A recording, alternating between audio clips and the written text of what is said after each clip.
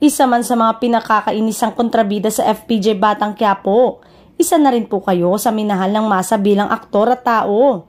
Marami ang humanga sa dedikasyon at puso nyo sa trabaho kaya laging nabibiyayaan.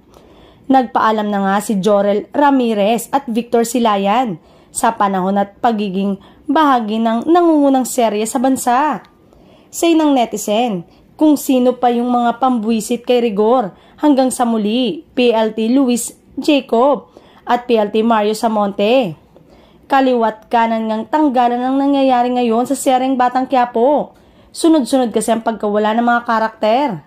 Kailangan na daw palitan ng ilang stars ng mas deserving. May komento naman na di umano baka para mapagbigyan din ng ilang artista na magkaroon ng chance at trabaho na mas deserving na naghihintay na magkaroon ng magandang offer.